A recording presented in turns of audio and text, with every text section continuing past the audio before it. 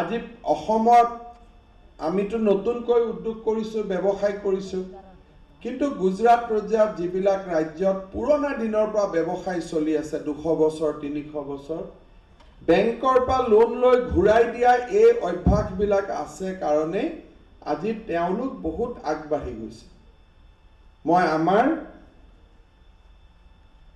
ৰাইজ যেতিয়া ওলাই আহিছে, আমি যাতে আৰু বহুতক লোন দিব পাৰোঁ, আপোনালোকে যেন এই ক্ৰেডিট কালচাৰ অৰ্থাৎ ঋণ সংস্কৃতিটো যাতে আপোনালোকে ধৰি ৰাখে।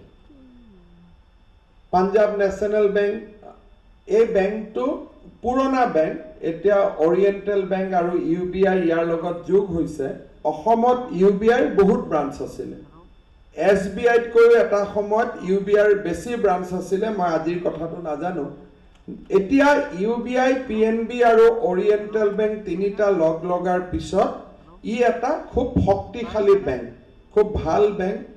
আৰু এই বেংকটোৰ পৰা কেতিয়াবা মোৰ ফেমিলিটো মই লোন লৈছোঁ, আৰু লোন লোৱাটো সহজ। যদি এবাৰ ঘূৰাই দিয়ে পিছত তেওঁলোকে লোন দিওঁতে চিন্তাই নকৰে।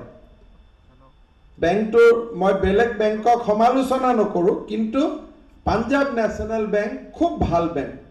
মই যেতিয়া জালুকবাৰীত MLA আছিলোঁ, PNBৰ পৰাই লোন লৈ মই আমাৰ সেল্ফ হেল্প গ্ৰুপবিলাকক প্ৰথম টকা দিছিলোঁ। কোনোবাই ঘূৰাই নিদিলে সেই বেলেগ কথা, কিন্তু সহায় কৰিব খোজে, মন আছে সহায় কৰা।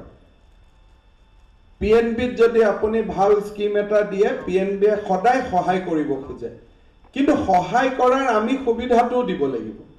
যিসকলে আগত PNBৰ লগত ব্যৱসায় কৰিছে তেওঁলোকৰ নিশ্চয় অভিজ্ঞতা আছে যে বেলেগ বেংকৰ তুলনাত PNBৰ কাম কাজ বহুত ফাষ্ট, বহুত ভাল, আৰু তেওঁলোকে বহুতখিনি ৰাইজক সুবিধা কৰিব খোজে।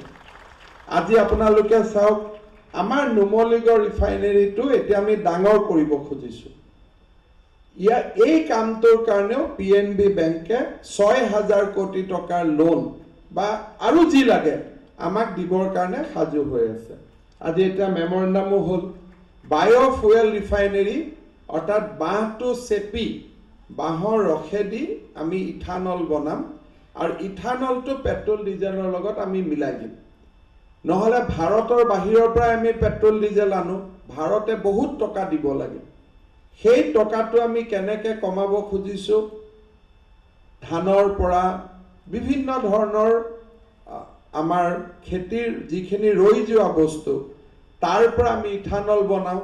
আৰু নতুনকৈ নুমলীগড় ৰিফাইনেৰীয়ে চেষ্টা কৰিছে যে বাঁহৰ পৰাও ইথানল বনাবৰ কাৰণে। এই কামটোত নুমলীগড় ৰিফাইনেৰী যদি সফল হয়, তেতিয়াহ'লে আমাৰ অসমৰ বাঁহ উদ্যোগটো বহু পৰিমাণে আকৌ সজীৱ হৈ উঠিব। খুব ভাল কাম অসমত চলি আছে, প্ৰতিদিনে অসমৰ কাৰণে ভাল খবৰ আহি আছে। আমি মাত্ৰ আমাৰ মানুহখিনিয়েও সুন্দৰভাৱে এই উন্নয়নৰ কামৰ লগত আমি মিলি যাব লাগে, ভাল পৰিৱেশ সৃষ্টি কৰিব লাগে। বেলেগৰ লগত গৈ ই কি বেয়া, ই কি ভাল ঠিক কৰি থকাতকৈ কৰ্ম সংস্কৃতিক আগুৱাই লৈ যদি আমি আগবাঢ়ি যাব পাৰোঁ, আমাৰ সমাজখন বহুত আগবাঢ়ি যাব।